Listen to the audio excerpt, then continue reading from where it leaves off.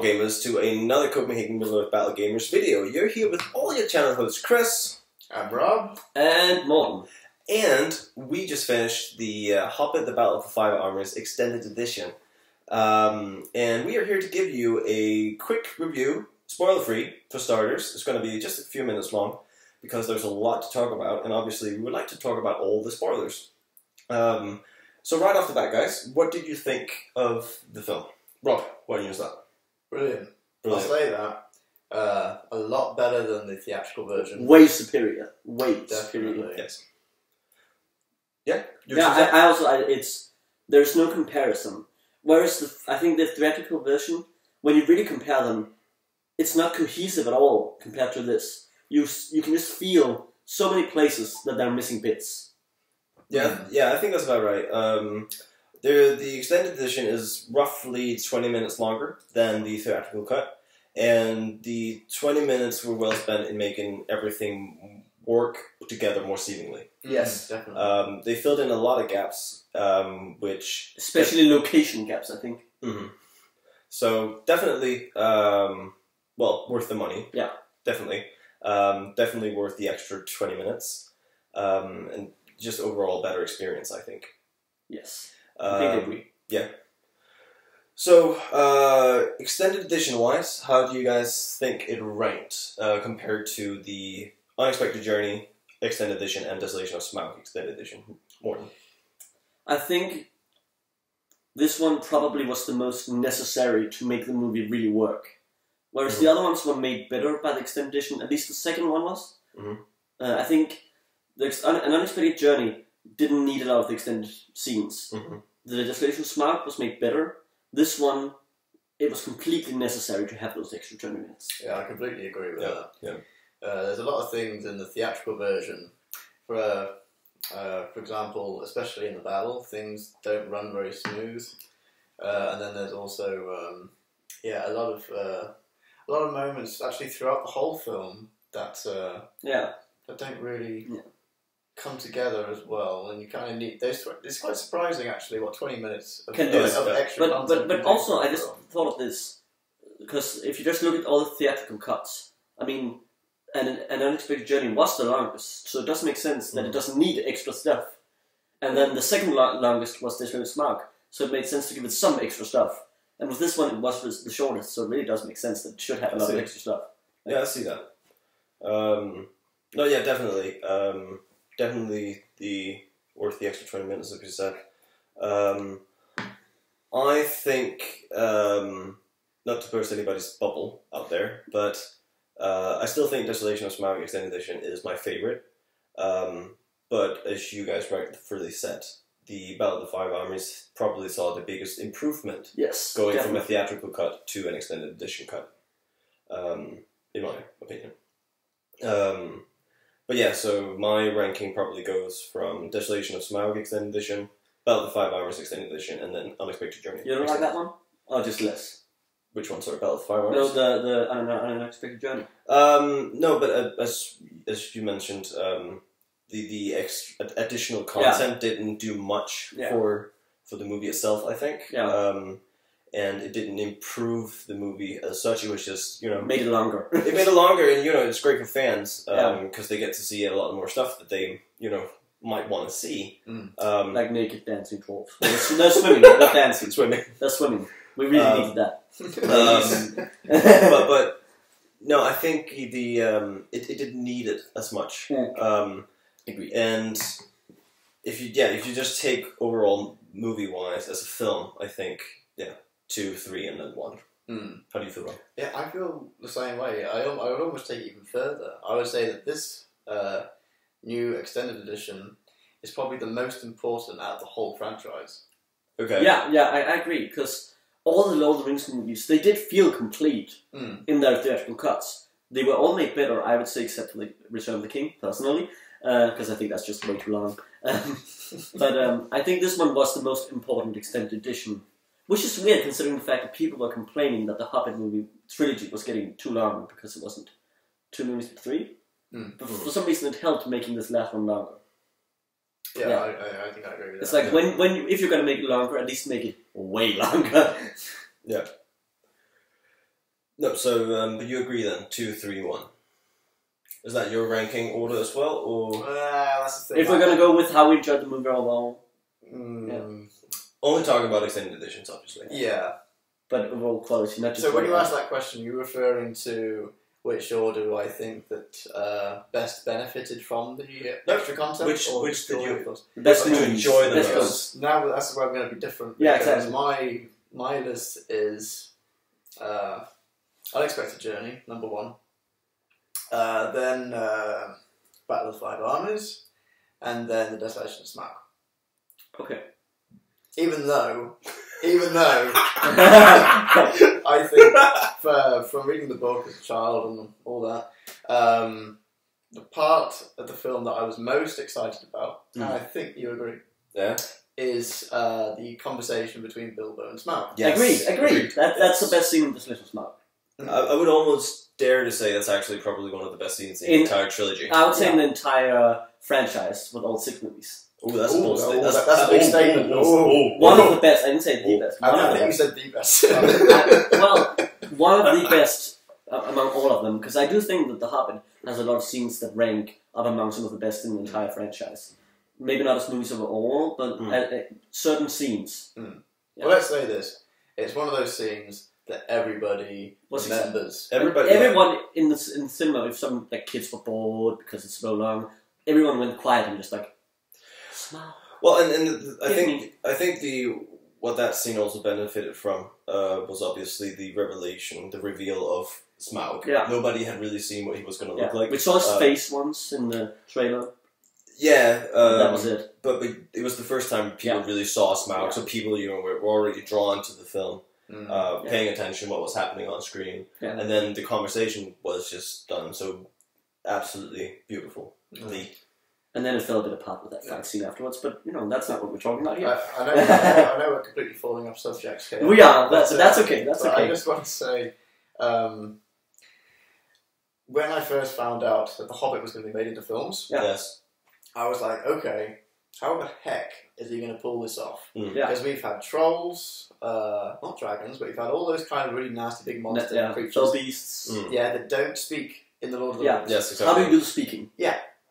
And I was like, okay, how's he going to do that? I'm guessing the trolls will have to speak, but with the dragon, is it going to be kind of like telepathy when he speaks to Bilbo? Or is it going to be like this? This is the mouth. Or is it going to be like that? But no, it was a human mouth in the front, basically. It was lip movement in the front. I like that. Exactly. That was great. But of course, I had to remember that The Hobbit was a children's book compared to The Lord of the Rings. The Lord of the Rings is obviously more aimed for adults. And more serious. But yeah, obviously, when you have one director, it could have been very easy for him to film the Hobbit films with the same intensity and realism, if you will, for a fantasy genre, that he did with The Lord of the Rings. But I think he did the right thing with it. Yeah.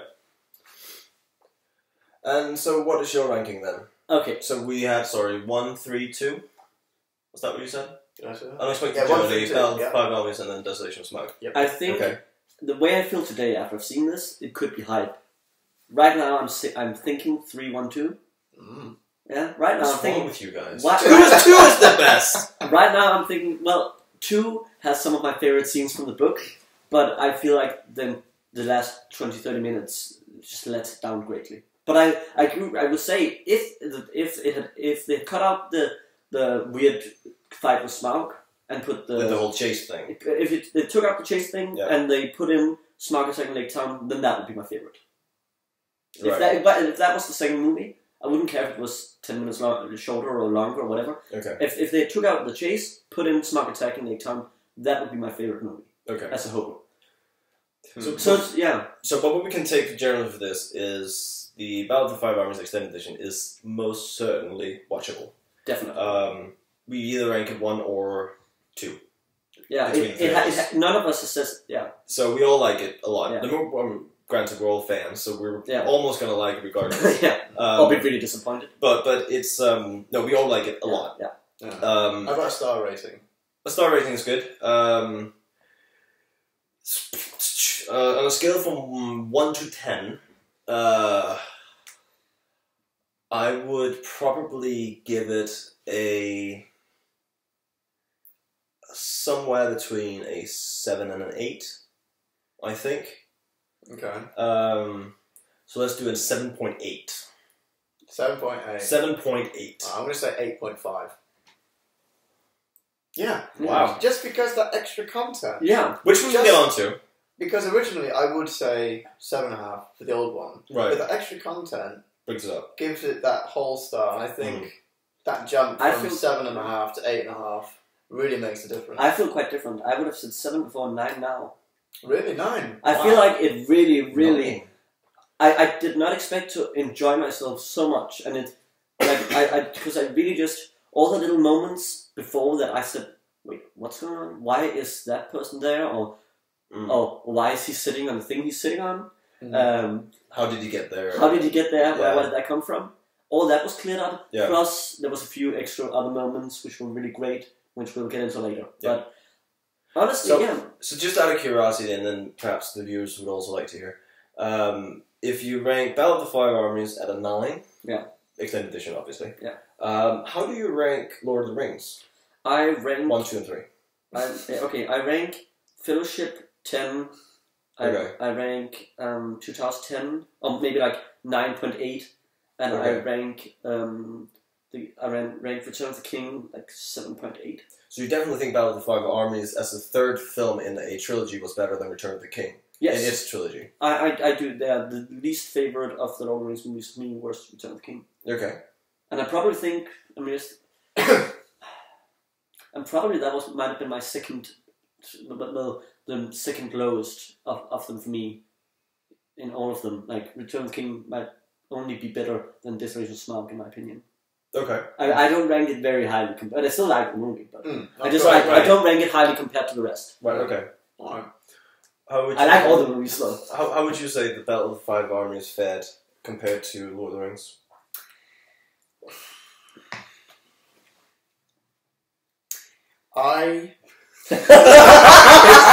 It's really hard.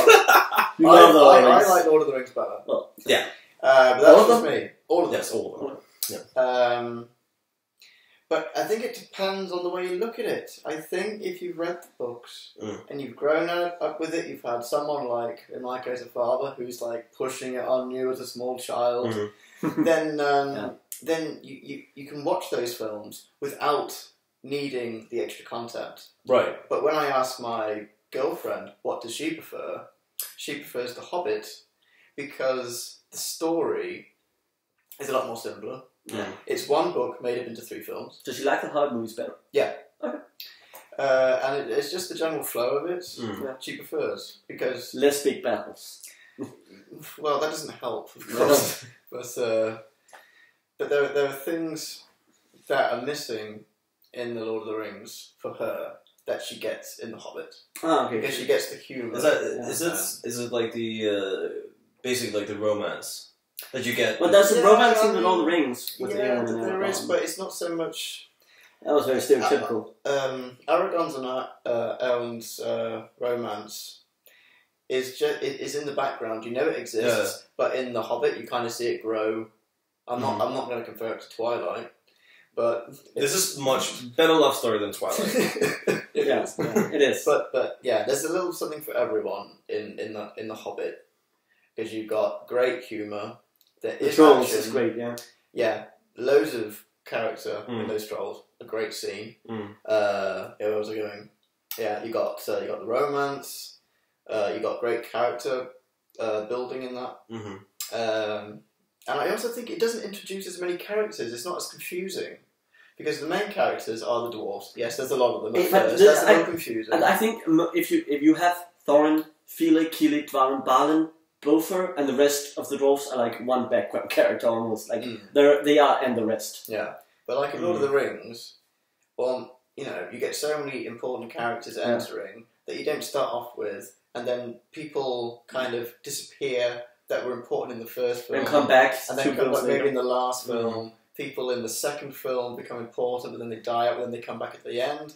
Whereas, like in The Hobbit, you're just kind of sticking from one viewpoint. Yeah. And I think that's easier for a viewer who doesn't necessarily know everything. In The Hobbit, I'm wondering though if you're, because obviously we've read the book, but people who hasn't read the books, I feel like they might be really confused about who the hell, We'll beep that out. who Beorn is.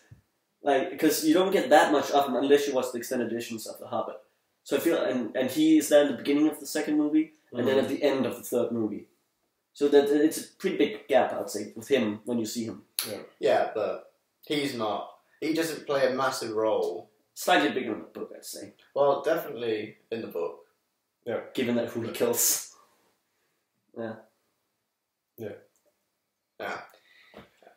But we are getting off topic. We are. Because we are obviously supposed to review Battle of the Five Armies Extended Edition.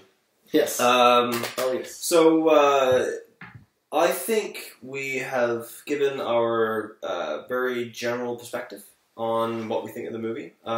In very short summary, go watch it. It's definitely worth the money. It's better.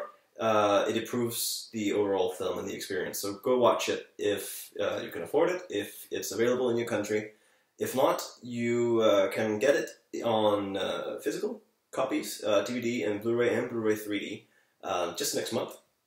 We would definitely recommend you to pick it up. Else, you can always try iTunes. That's and under no circumstances watch it illegally. Under no circumstances. Nope. No, we do not condone that action. Buy it on iTunes actually, because that's what I did today. And you actually get a lot of extra content with the iTunes copy. You do get 10 hours of special features. Obviously, I have not had time to watch that. No. Yet.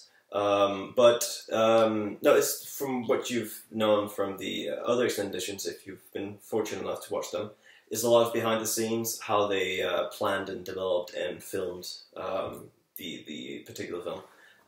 And it's actually very, very interesting to watch, and you learn a lot if you're interested in how to make movies, generally speaking. So yeah, go watch it, go buy it, and be sure to let us know in the comment section below what you thought of it. If you agree with us, if you disagree, let us know. And I think that's it for non-spoiler. Yeah. So turn the video off if you don't want to be spoiled, because we're just going to go directly into talking about specific events in the extended edition. So 3, 2, 1. Spoilers! So you're still with us. Excellent, excellent. Yes. Rob, spoilers! Spoilers! Should we try to take it in chronological Yeah, I order? think we should try. Fucking remember. Okay. Or should we do it in the type of scenes? I don't know. Take it as it comes. Take it as it comes. Okay. Okay. Right off the bat, what you'll notice, generally speaking, is a lot of bits and pieces that's been added. The 20 minutes are basically bits and pieces. I'd say in the first like 45 minutes, or about the first 45 minutes, there's not much new. There's a few snippets. There's a tiny snippet in the beginning, a little section in the what is it, the necromancer fight. Dhokla Door. Yeah, You see it like very little with Smaug extra, very little with Dhokla Door, and then like one scene before the battle, and then a lot in the battle. Yeah. So let's go back to Laketown. What do we see there?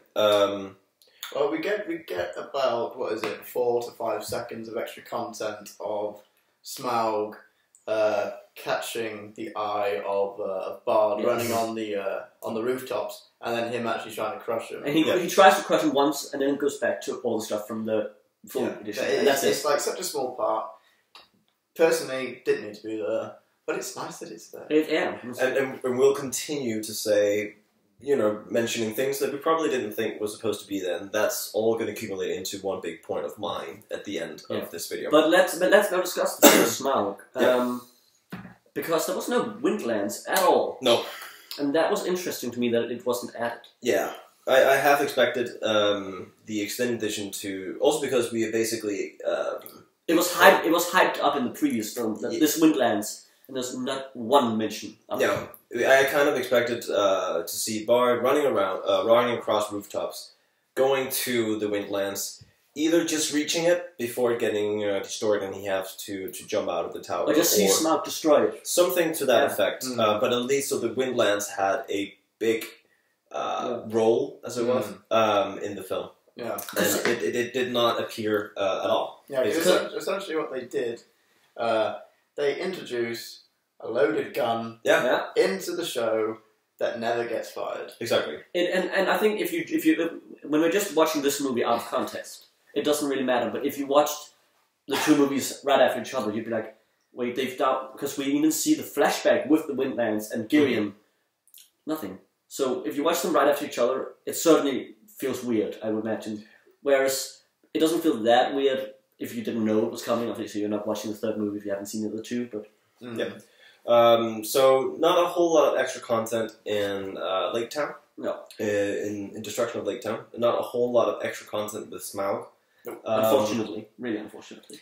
I didn't need it. Well, No, that's my opinion as well. I think we had so much. I really liked the scene, the entire sequence of the destruction of Laketown. I really liked the way it was. It didn't need anything. It's well extra. shot. I'm glad they didn't drag it out for 10 minutes. Yeah. The only thing that I felt it was needed was basically why did Bart not end up using the Windlands? Yeah. That's the only thing I was really missing. Unfortunately, that's not in there. I would have liked to see that, but I have another question, and this is obviously in the short version.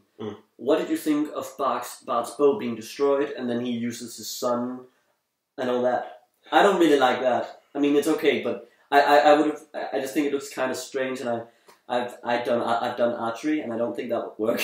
Well, I did archery for 2 years when I was younger, so a lot of things. That's true. A lot of things. That's true. But what do you think of the thing where he uses his son? Obviously, I like it. Yeah. Obviously, it does take away some hope that his bow has been destroyed, but it doesn't really hinder him. Well, I'll look at it this way: how on earth are you going to fire a black arrow from a longbow? That's true. You need the length and the tautness. Yeah.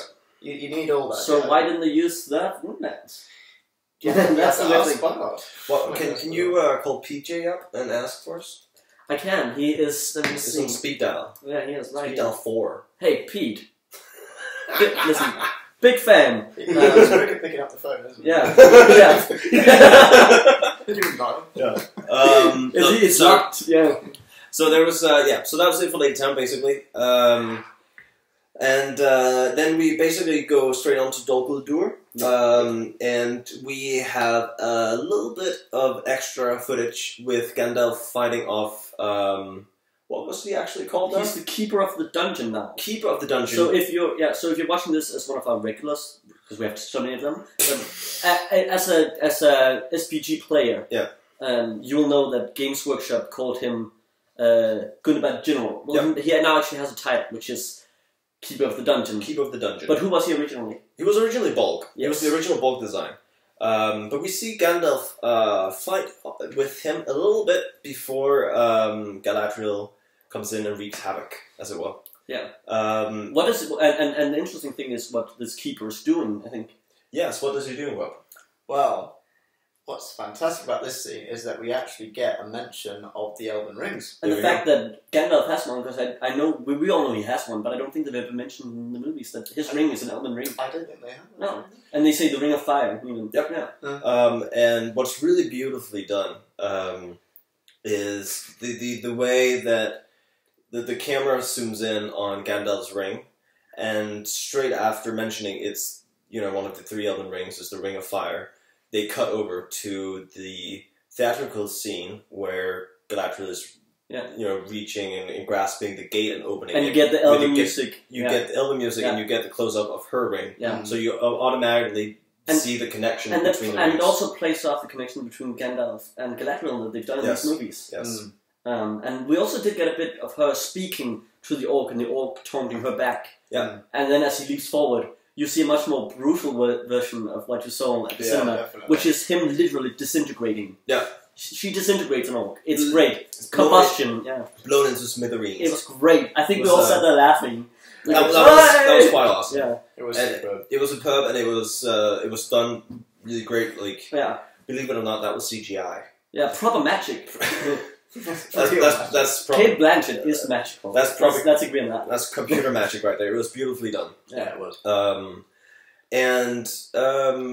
Pretty much straight after that, correct me if I'm wrong, we go into the combat where Galadriel, Elrond, and Saruman are fighting. Yes. And in this scene, you get a little bit of extra bits and pieces. And it's anything from Elrond doing a strike against a ring wraith. Yeah. To a little zoom out with like little lights, but nothing great. Nothing major. It's basically like 2 seconds added in this shot, 2 seconds here, 2 seconds here. Yeah. It's just, I think the fight might have been 10-15 seconds long. Yeah. It's however, there was a quite a big change regarding Sauron. What was that wrong? Yeah, I didn't notice this, but you did.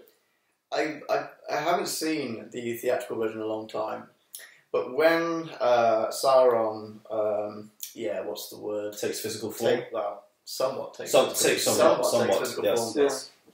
He's a lot more he's basically like a fiery humanoid that steps down. Oh, that's down true. the walkway. In this one, he was more mithril, right? Wasn't he? Yeah, and he was in his full plate armor. Yeah, that's true. And then he had all the crazy eye going into the eye thing. Yeah. And all well, that they still stuff. had that part. It was the eye going crazy.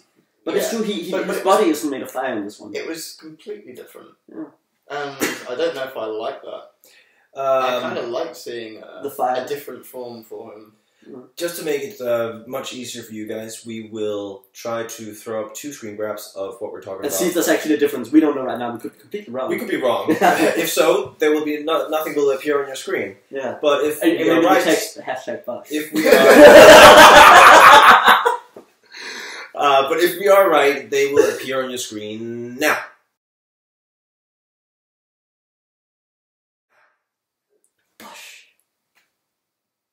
So that's what we're talking about, hopefully. Yeah.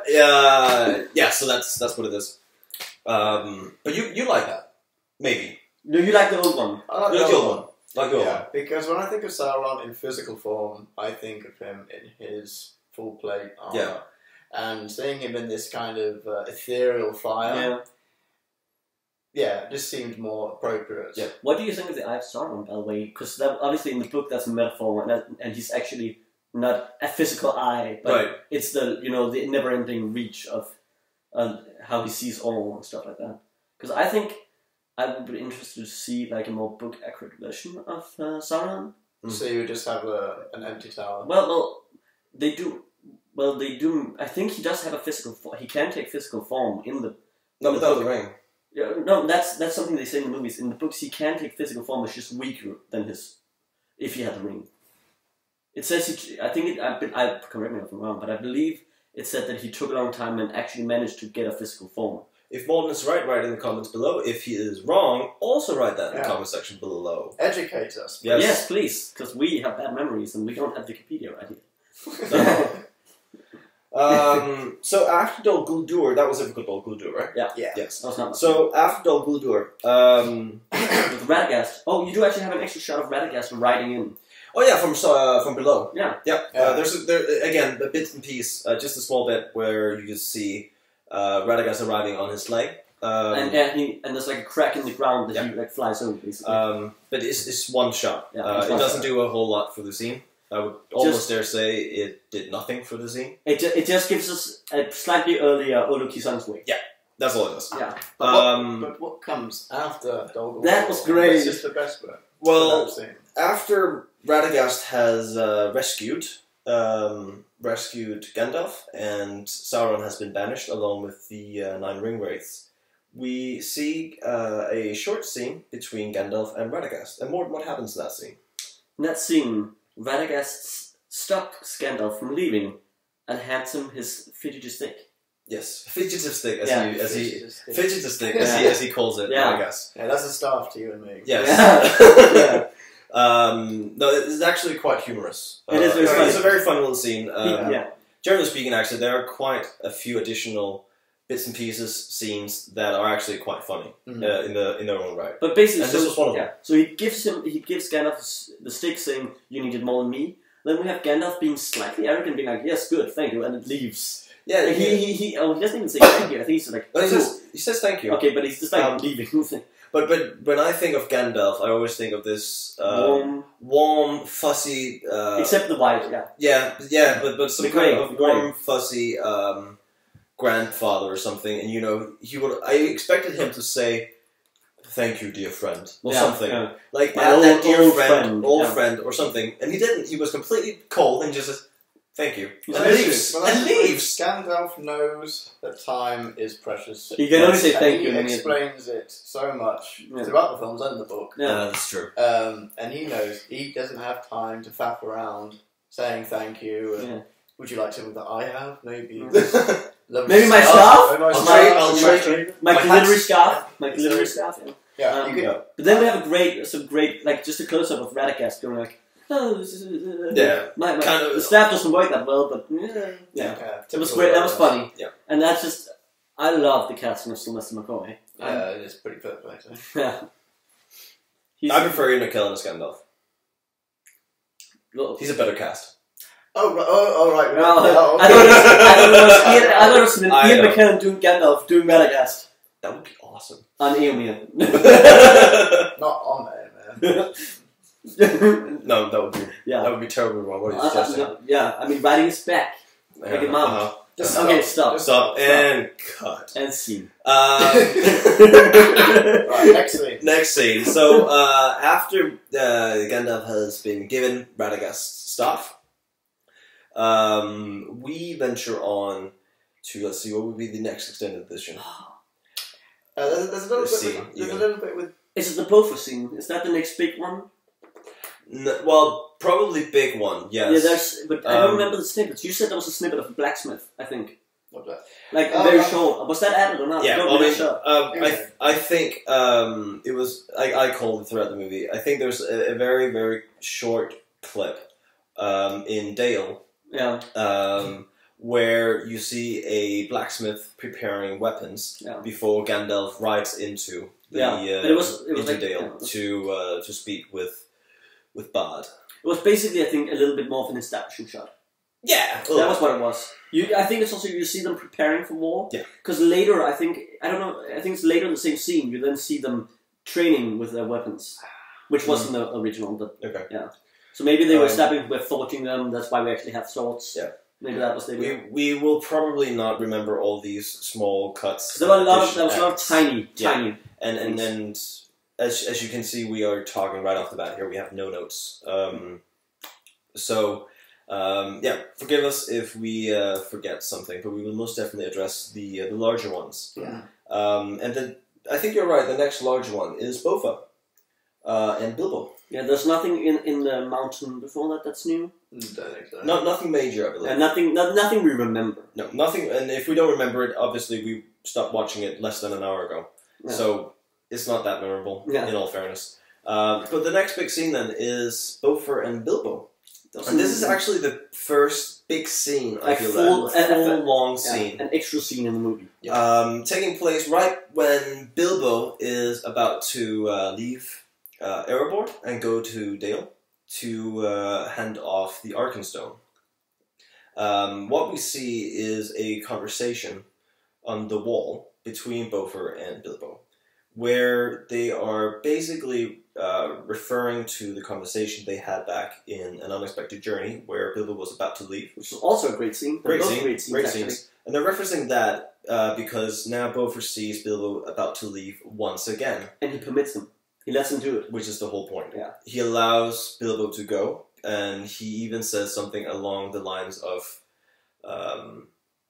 one can understand if one would wish himself to be in another place, or something. And it was very interesting along those lines. It was interesting because in the first one, he doesn't want him to leave at first. Anyway, he's like, "You're part of the company." In this one, he doesn't even object. He just knows it's the right thing. Bilbo should not be here. And I almost got the feeling that even Bofa almost wanted, well, not necessarily wanted him to leave, but Bofa almost wanted Bofa to be in a different place. Oh yeah. He almost wished he himself was. He also wanted to leave. To leave, basically. Yeah. I think so too. Which is, in the way I understood the scene, was why he also allowed Bilbo to go. Because now he understands it. I think you also get a bit of an impression also because of the later scene when they refuse to throw him from the ramparts. A lot of the dwarves are starting to trust Bilbo more than they do Thorin. Yeah. And they would almost rather follow Bilbo away, I think. At least Bofa. Yeah. Well, it's only allegiance that's holding them there, really, isn't it? Yeah, it's bloodline and all that. Oh, wow. But then he also makes a reference to Bumber has the next watch, and he's a bit of a heavy sleeper, so it'll take me some time to wake him up, Yeah. and then saying you clearly have time to go before Dunbar comes. That was a nice little extra. We were all going like, yes. That was finally something big that I had been longing for. Before going into watching the extended edition of Battle of the Five Armies, I was really hoping that the movie would slow down its pace a bit and focus on characters. Yeah, it was very brief, that movie. I felt for a long part of the theatrical cut was spent on just combat and fight, which is fine. But what I was really missing was getting focus on the characters that were fighting the combat. So you kept your head in the game as well, and kept feeling, should we say, connected to the people fighting. And that also leads nicely into the battle itself. Is that the next one? I think no. There's a bit more with Thorin on the standing on top of the wall. Yes. There's a bit more of that. Yes. Do you want to explain that, Rob? I can't remember. Nope. Since you brought it up, you should take it. Basically, after he suggests throwing Bilbo from the ramparts, I don't think there's anything before that. But after, you have a longer drawn out where he's just muttering to himself and. He also where he steps forward and stares at the armor, and he keeps looking over towards the direction of the Iron Hills. Yeah, you can clearly see, why aren't they coming? Where are they? Did they desert me? Thorin is expecting Dane to come, and I think it's a little bit of the two meanings behind that little bit. You see Thorin, as you said, walking on the wall, while the Elven army and Gandalf and Thranduil and so on and so forth are right outside his gate, and he's walking on the wall and expecting Dane to arrive any moment, but he's not coming. So he starts walking back and forth, which really just brought me to the mind of he's basically resembling a beast in a cage. Oh yeah. He's enraged. He's panicking. He's just walking back and forth, completely losing his mind. Like a caged lion who has so much power that he can't release because there's something in the way. That's what I started thinking of. And the thing that's in the way is the fact that he doesn't have an army. That's a good idea. And you can just see that he immediately, without even knowing the truth, feels betrayed. Yes. Yes. Yeah. And it just draws out the tension, because that was the thing. It just feels like we're talking, and look, that Dane's here. We're fighting. Yeah. Oh, actually, no, we're not fighting. We're just going straight into fighting orcs. Yeah. Which obviously they, well, not obviously, I suppose, but luckily they changed for the extended cut, because this time around Dane was way better too. Dane arrives with his Iron Hill dwarves, and. This is something you've been very excited. Oh yeah. How did they arrive? Okay, so like in the extended version of Desolation of Smaug, where you have some shots that are exactly the same except with different things in them. Mm-hmm. Here, as he comes down, there are two. I think there are two dwarves, like chariots. Mm-hmm. And then we have Dane, and we have a longer conversation with the elves. And an actual confrontation where dwarves and elves kill each other. Mm. I was not expecting to see them actually kill each other. And that also explains why the Elven army has been diminished as much as it has. Yeah, because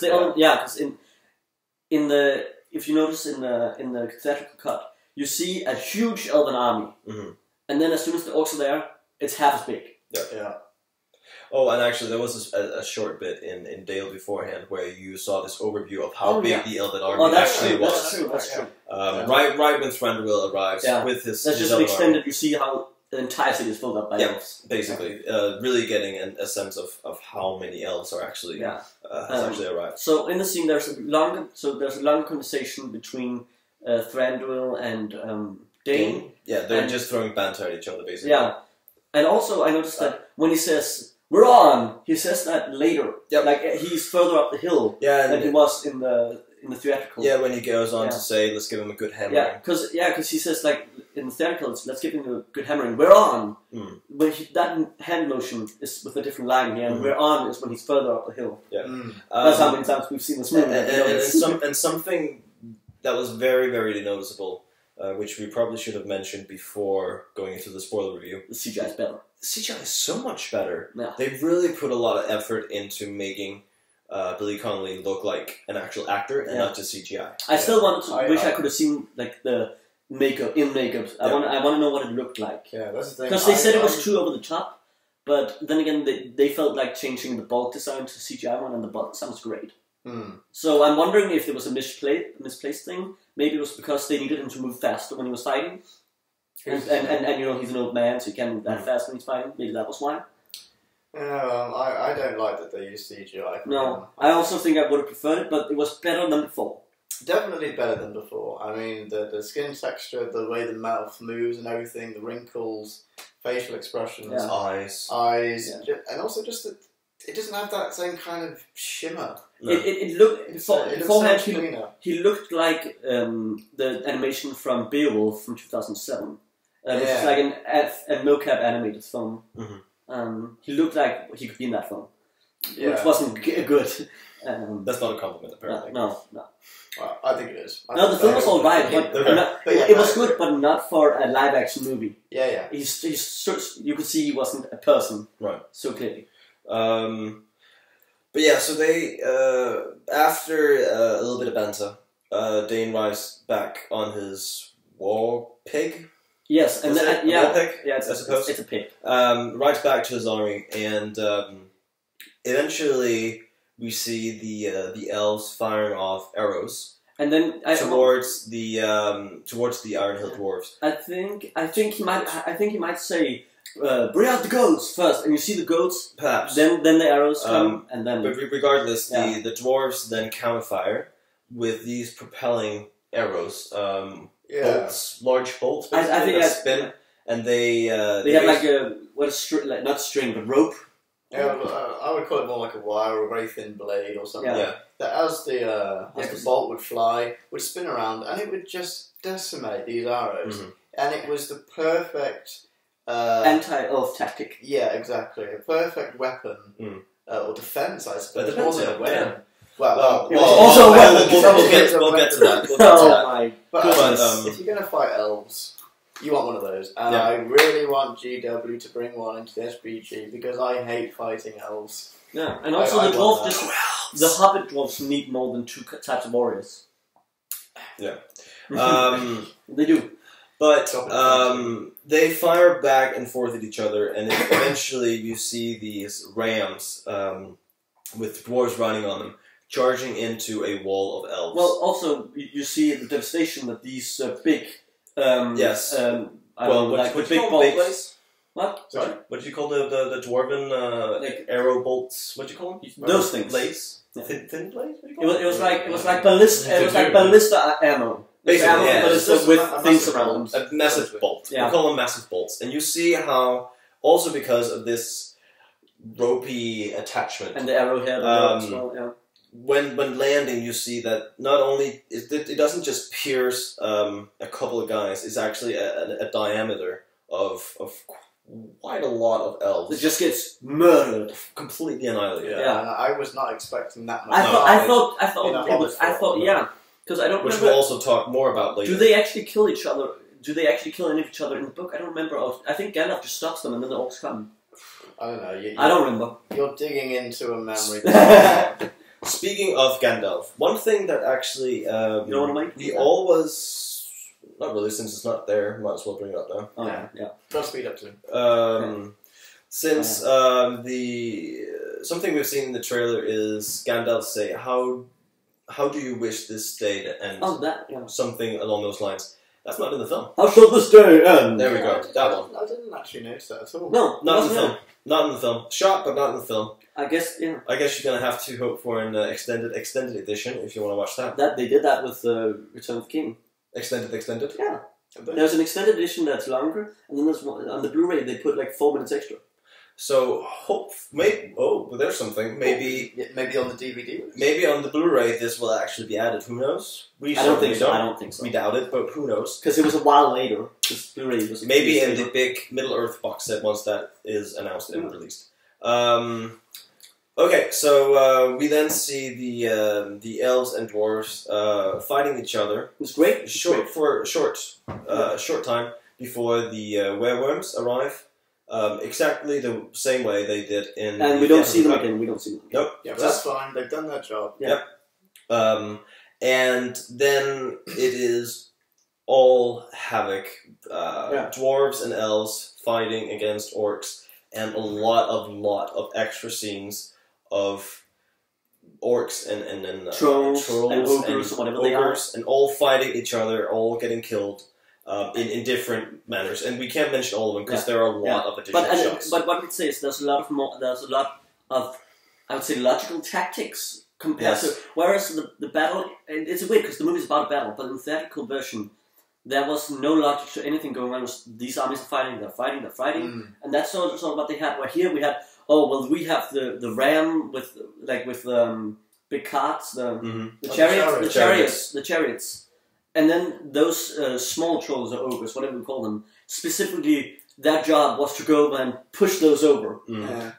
So it seems like the entire battle is it's much more thought out. It feels like planned. It feels like you actually have army generals controlling their armies. Whereas it was in the theatrical cut, it was just armies clashing together, and we would see who won. I would say it's sort of like there's more cause to effect, whereas before there was just effect. Yeah, does that make sense? Like things happened, but there were certain shots. Like here, you see like when the dwarves and the elves are fighting, and then it lifts off, and then you see the werewolves. The shot in the original is just the werewolves. So here you see that there is actually something they just had to cut off. That was part of the same camera movement. Yeah. And is there then a whole lot more before Thorin and the company comes out? No, there isn't. So one thing that's worth mentioning before Thorin and his company comes out of Erebor is there is a scene that was in theatrical cut, which has been taken out for the extended edition. Yeah. Which is in theatrical cut you see Dane standing by himself alone in the middle of the combat, and he's swinging his hammer around and basically saying, "Where is Thorin? We need him. We need him." Yeah. That little bit has been cut out. That's not in there. We don't know why, but it doesn't take you anything away. And the headbutt scene was. The headbutt scene was missing too. Was that a good or bad thing? I think it's a good thing. I thought it was ridiculous because he didn't have a helmet. Yeah, I'm fine with that.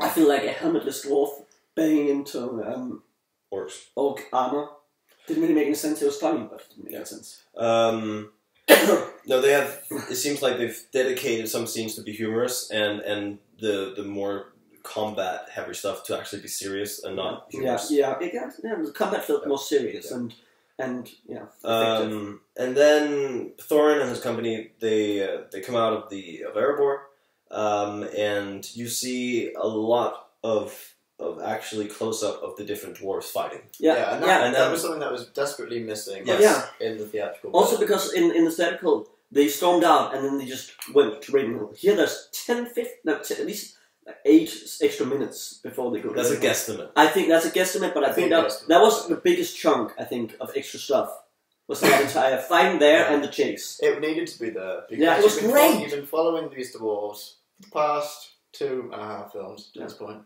And you want to know, you want to make sure they're safe. You want to see how they're doing in the battle, and you get that in this. And there was one particular bit that we that was really put focus on, and which is Bofa. Yeah. What did Bofa do? Do you remember that? Referring to James Nesbitt. He decided to dance with the troll. So he climbed on top of the troll. Yeah. Oh right, I'm with you now. Yeah. Yeah, that was brilliant. Do you want to explain what he did? Well, he literally.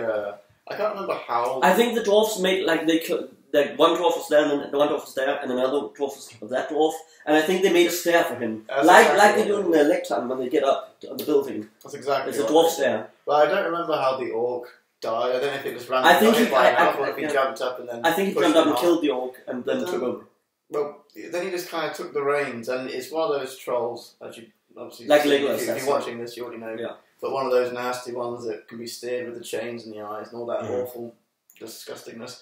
And he was just absolutely blitzing the battlefield with that troll, and it is a very laughable moment. Yeah. And you feel good About it. You feel good about laughing at it. about it, and it's a good laugh. It's not a silly thing. No, No, it's like a Legolas moment from Lord of the Rings as opposed to a Hobbit Yeah, Legolas moment. and that's completely acceptable. Do you remember? You probably remember the scene in Two Towers when Legolas jumps on a shield and rides down a staircase, firing off arrows It's and that killing level. 4 orcs, and you laugh because it's awesome. Not because it's stupid. It's not stupid. I found it ridiculously awesome. Yeah, it's just on the brink. It's just on the brink of But it's on the right but side. we allow it. We Exactly. think it's cool. It's like this. Silly, getting better. Okay, this is actually pretty good. It's pretty good. Okay, Awesome. oh my god, this is awesome, and it's silly again. Yeah, exactly. and it's That's right before right, it's silly. right at the top. Yeah. It was so awesome, and it was great to have a relatively minor character do something quite And extraordinary. I think Bofur is one of my favorite dwarves because of his 2 scenes with Bilbo and because of this. Yeah. And also, what I also thought about was because, as it says, the dwarves are almost spent. So you're kind of wondering, well, how do they suddenly last so much longer? Well, it helps having a big troll on your side, smashing into the orc army, giving them a chance to fight back. Definitely. That definitely helps them tactically. And Bofa actually makes a reappearance on that troll after Great we've scene. cut over to Oh, a man. different scene It's a great where scene. we see Thorin, Feely and Keely, and Dwalin Dwalin and Balin riding on a Thorin's is on one war goat or Yeah. ram, and the rest is on a chariot. Yeah. And they ride out, decimating a lot of orcs. In great ways, in fun ways. And what was very noticeable is in a very, very gory way. Oh yeah. Oh There was a lot of blood spilled, literally, and it's without being too graphical. You see a lot of blood. Leaving Orc blood. Orc blood leaving bodies and stuff. It's very gory. Chopped off hits. Yes. I think it was too gory, to be honest. I think it was a little bit too much, a little bit over the top. It almost felt unnecessary. Yeah. But we all went, oh! We did. We had a reaction, but I think that was more of shock. A shock that We didn't expect that. because it came out of the blue. Yeah. It was very I unexpected. think you could almost make a drinking game of this film. Every time someone loses a head. there's a Well, shot- they do because that, there's yeah, a because that's in lot the of first one too. drinking In Goblin Times, love headshotting too. You wouldn't even get to the end of the film then. you would be asleep. But after Thorin riding on his ram and the chariot leaving the battle, they ride out, as you've probably seen in one of the trailers, they ride out on this river, frozen river, frozen river, where they are then attacked by various different types of trolls. They're attacked by wargs. And you noticed something. Well, we all noticed it, but you were very excited. The white warg wasn't there. Was that it? Not really. There is a Gundabad orc riding a warg. There's an armored orc on a warg, But- which obviously means that now I want some armored Gundabad models. So I can On have Fell the Wargs. defense. The defense set. No, does the shields give them a bonus when they're mounted? I don't think so. Yeah, it does. It does. Okay, defense 6 orcs on wargs. I want that. And it looked cool. It looked great, and then we have the great part where the big troll is following them through the smashing through the river. Then Bofur comes in with his troll, and there's a troll duel. It's great. It's so fun. And it's awesome again seeing this, granted the same character, but a relatively minor role doing something heroic. They're doing something heroic that helps his friends. Yeah. It reminded me a bit of like the King Kong movie by Peter Jackson when when King Kong fights the T-Rex. Yeah, It was something like that, like a big monster movie. Yeah, Right. I see what you mean. Oh yeah. Oh, Or Pacific Rim, which was Guillermo del Toro. Who also co-wrote the Hobbit. Yeah. And you can definitely see that when you watch this. You can see Guillermo You del can see Toro his, has his marks. I also think he was the one Yeah, that could exactly, choose yeah. that the wargs had to be more like wolves than hyenas, because he mentioned that once that he wanted Nordic wolves Right. instead of hyenas, which I'm all for. However, very noticeable, and which you actually see put to great use in the film, is on the chariot there is what I chose to call a dwarven bolt thrower. That's right. It's basically, it resembles a crossbow with rapid fire. It's a repeater crossbow. Yeah, it's a repeater crossbow. What he said. A big one. And it's put to great use. Without, we should leave some for you, but Balin uses it to great effect, which you will see. He basically sacrifices himself without dying. He lets the Spoiler. other. Well, this is a spoiler. True. He lets the other. Fair enough. They realize they can't get away fast enough, so he tells the other ones to cut loose and jump on the goats, and he will then stop there with no goats left and shoot them. Shoot down the remaining and 4 orcs. there was originally 4 goats, but one of them was killed. Yep. So then it was only the 3 of them who could go up. So he was only supposed to go to Ravenholm with the rest. Maybe. And seeing as they then, Thorin and the rest of course, Dwalin and Fili and Killy go up to Ravenhill, I actually think there's not a lot of new stuff for a while. There was the Gandalf scene and with Alfred, which came around this point. Do you want to explain that one? Oh yeah, because that was amazing. Was probably my favourite thing. Yes, it was, wasn't it? Yes. Best moment of the year. What happened in that scene? Well, what is he doing? Alfred is like hiding in like a fish net or something. It's a kind of fishing net. That's attached to the catapult. Oh no, yeah, that's right. It wasn't a fishing net. It was hiding in like a catapult. Like one was, Yeah, weird looking catapult, whatever. And Gandalf is faced with like a big kind of troll monster thing. So he's got Legolas' staff and he's ready to use it. So he casts some kind of spell hoping to knock him over, but yeah, what happens? He even tried to do the you shall not pass thing. Oh, did he tried to slam the staff down into the ground. It did fail completely. Nothing happened. Yeah. It was great fun. Yeah. Typical Radagast stuff. Right there. Classic Ratty. And then there was that coin that fell out of the So what happens is while Alfred is hiding in this catapult net, I think it's like a net filled with stones, and that is sort of the projectile. He is hiding in there, and as seen previously in the movie, he has decided to carry a lot of gold with him. However, he drops one single golden coin out of his Brazier, brazier, and it falls onto this on the weight plate, as it was. Yep, falls onto, and consequently, he gets fired off the catapult. And Morten, where does he land? He's fired into the mouth of the troll, and the troll falls over, dying. And I think you see it close its mouth and it's falling, so he's chewed up basically, and his legs are like hanging out, and the gold falls out of the troll's mouth. So I think this is the anti-Wall Street movie.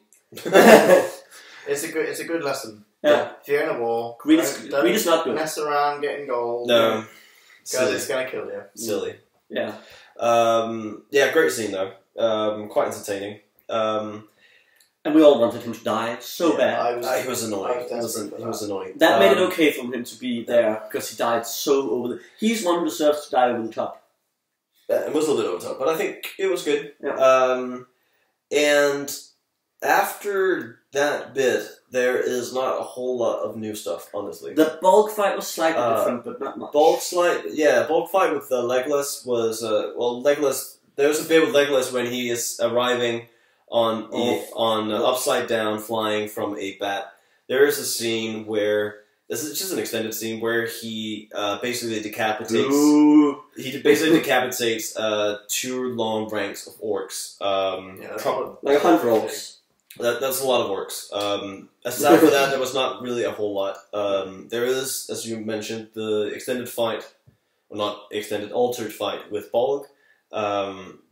It's just a small tidbit where Legolas tries to stab Bolg, and Bolg defends himself, ultimately getting Legolas's knife through his hand. Yeah, and then Bolg sort of takes over, throws Legolas down, and we thought that they were going to change the entire duel for a second. That Bolg actually won the duel, Legolas was unconscious, and Beorn was going to kill Droll. As he should. But it didn't happen. But the different thing was that the fight went slightly into the same time as the fight with Thorin and Azog, whereas the fight was over in theatrical edition at that point. So it's just time-wise, it was just Yeah. skewed a little bit, so they happened simultaneously instead of basically being before and after.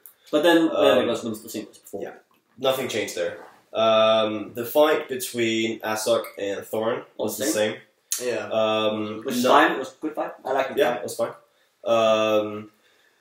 Bilbo finds Thorin the exact same way, nothing different there. However, the Eagles arrive. And arriving with Radagast and actually also Beorn. With more Beorn, not just one shot. Exactly. Beorn gets into fight a little bit. It does. I expect a little bit more. Yeah, I thought there was going to be a little more, but it was great. He's a different color, though. Well, yeah, we thought it was a little funny. Wasn't he black before? Yeah, it's like black. I mean, we don't know if it's just like the sun reflects The lighting, and yeah. giving it like a kind of reddish tint, but it looked a little brown to us. Yeah. But Like light brown, like grizzly bear. yeah, but it's a small detail. Yeah. But yeah, I think in regards to the length of the fighting, it was fine because he was just fighting normal people. But he deserved to fight Borg. Yeah, we wanted him to fight, and it was nice seeing him fight. Better than nothing. But I was happy with the length of that. It was, Yeah. it was like what? Like If he's gonna fight normal guys, altogether maybe 10 seconds more fighting. Yeah, maybe 20 seconds. Maybe. Not a whole lot. But it was nice to get a little bit more Beorn in there because he, after all, he was in a Battle of the Five Armies, and you barely got to see him in the theatrical You cut. barely got to see him. Barely, you barely got to see him. Yeah, but it was good. It was good. It was definitely good, yeah. And after that, there was nothing new until after the entire combat, entire armies fighting has been resolved. Oh, that was just, yeah. And you get into what was probably one of the most expected scenes And in also the entire film. And heart-wrenching. Yeah, which is Thorin, Fili, and Keely's funeral. Mm-hmm. I think it was very, very beautifully composed. Yeah. You see the three dwarves lying on their individual tombs, and Thorin is in the middle with the Arkenstone on his... yes, he has the Arkenstone on him, and then you see the rest of the Dwarven company, and you see Bilbo, you see Gandalf, Radagast, and Beorn all attending the funeral. Mm-hmm. And you see how the dwarves and Bilbo are basically walking amidst the fallen dwarves. Bilbo's face, man. He was crying, and that was so difficult to watch. that was great acting. Yeah, that was that was amazingly done. Really, really. Martin Freeman, he was a perfect casting. Yeah, he did really well. He really, even in that. There's scene no too. doubt he's the perfect Bilbo. But again, it's all instrumental music. There's no conversation or anything, so nothing. Yeah, nothing new there per se, aside for the scene itself. Balin says something right after. Was he? He says, "Well, the king is dead. The king is dead. Oh yeah, yeah. And then Long live the king." Yeah, and then you see. And then you see Dane and the entire Dwarfish army, and you see Dane as the king. Yeah, It's just a shot, and he bows down, showing his respect, and that's enough. You know he's the king. Yep. There was actually a bit, speaking of the Dwarven company, that we didn't mention. It doesn't deserve a whole lot mentioning, but we actually hear Beaufort say something. Not Beaufort, Bumber. Bumber, sorry, yeah. Bumber says something right when Biffa has his little axe piece taken out of his head. That was really fun. That was also great. That was great. It's in that entire bit with with Biffa losing the little axe piece and Bumber saying a line is all about 10 seconds. Yeah. But I think it was good. But that was the entire thing where he headbutted that orc, and he was stuck to the orc, and then they were like 4 or 5 dwarfs trying to pull him off. Yeah. And then in the end, Bumber's like, I have your axe for you. He's like, you can stick it somewhere else. And then he tosses it away. Yeah, it's and that's the great. first time we hear Biffa speak, I guess, English, because he always... Common tongue. He always... Westeron, I think it's called. Yeah. Whatever. He always spoke Kushto before. I said that word wrong, but that's okay. Yeah. But yeah, so... going back, nothing after the coronation of Dane. That's the last thing, I think that was the last new thing. Everything else remains the exact same way as it was in the theatrical edition. So, that was all of it, I believe, pretty much. And my whole point with this is there were not too many additional long scenes. The ones that were there, I was very, very happy with. Yeah. But there were a lot, as I've mentioned probably for the 5th time now, bits and pieces here and there. And that worked. It worked. It worked. However, I think a lot of the bits and pieces I would have rather been without, because there is something I was really, really looking forward or hoping to see, which Morten is reaching down. It's from a winter book. Ready whenever you are. And the lore behind it is they did the artwork for it. PJ asked one of the artists to draw it up, and it is Gandalf who was supposed to have a vision in a Palantir of what would happen if they failed to reclaim Erebor. And Morten will show you the picture now. So basically, I don't know if the camera's picking up because it is picking up. So what you see is basically Smaug leading a legion of orcs with war catapults and siege weapons and a whole lot of other stuff.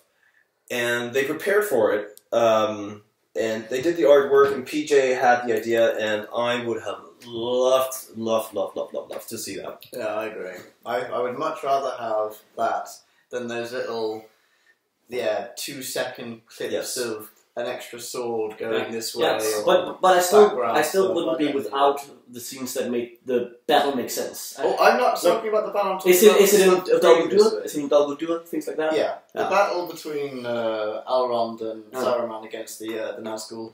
All those little extra just have both chinks of give it all of them. Just lose that. I think the whole vision here with Smaug taking charge and leading an army of evil, I think could have been done in no more than 10 to 20 seconds. Mm. It wouldn't have to take longer. Yeah, just minutes. And then I think you could easily have taken out 20 seconds from the movie without it being any less fulfilling. Than it would be a lot of CGI for 20 seconds, but it could be shown kind of like the Mirror of Galadriel. That's also just a short moment. But exactly, you see, what would happen if the Fellowship failed? And that's what we could have gotten here. And that's exactly something similar that I expected just from Gandalf. Getting his vision from the Palantir. I think we should have gotten that before. I think we should have gotten it before Smaug died. Probably. Because if Smaug was dead, it wouldn't really give any attention, because, well, it doesn't matter what the vision says, he's dead. Yeah. It should have been maybe at the end of the last movie or something. I was thinking...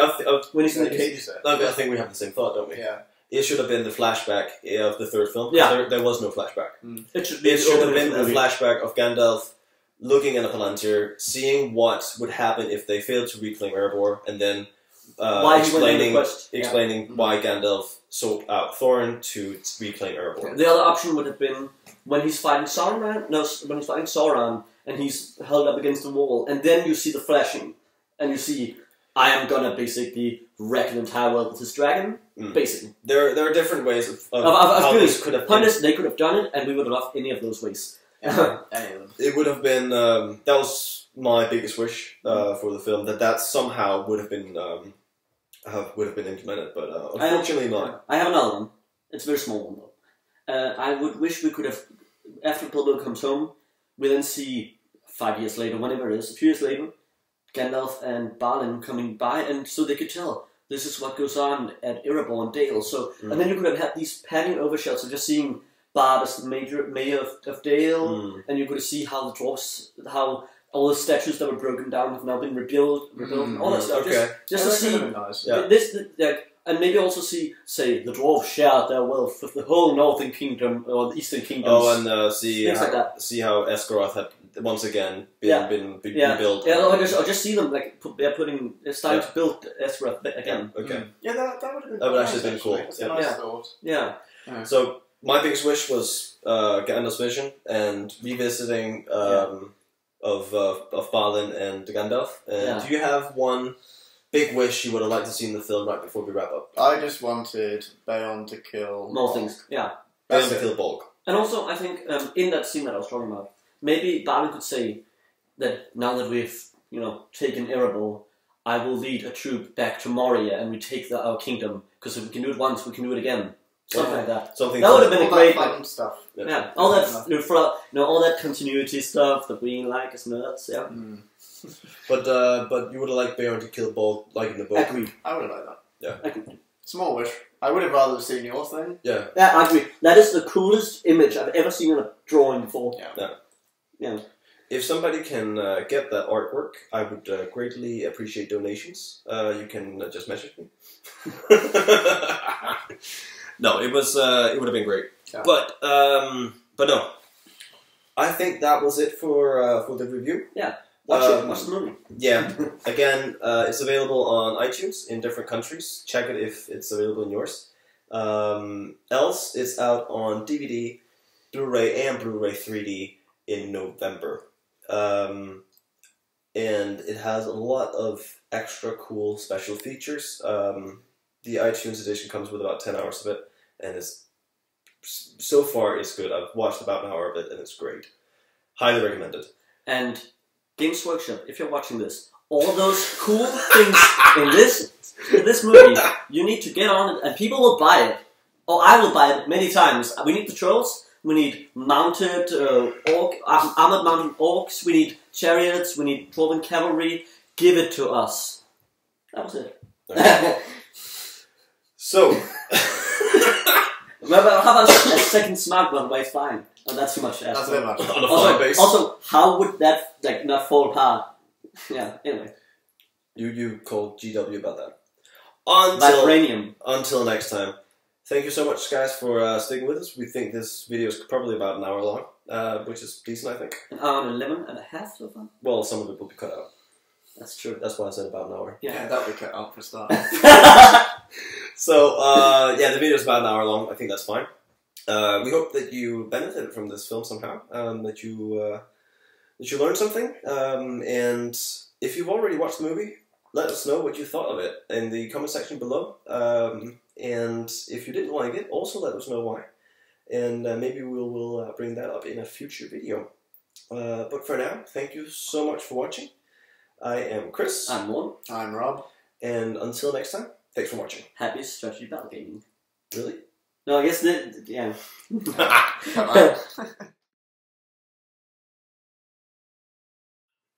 Welcome, more gamers. Great, that's great. Whenever you're ready. Whenever you're ready. This is content, that's fine. Yeah, this content. This is Hi. the first and last time we're all together. Oh yes! Oh yes! Alright. Oh yes. Alright. Alright. Compose, and then you start whenever you're ready. Wait, no, he's ready, you mean? Better drink this before it gets cold. Start. You ready? No, you're not. Laugh it off. Oh yes. You good? Well, no, it's okay. Just go. Welcome, more gamers, to another Copenhagen Middle Earth Battle Gamers Video. Yeah. Alright, sorry, yeah.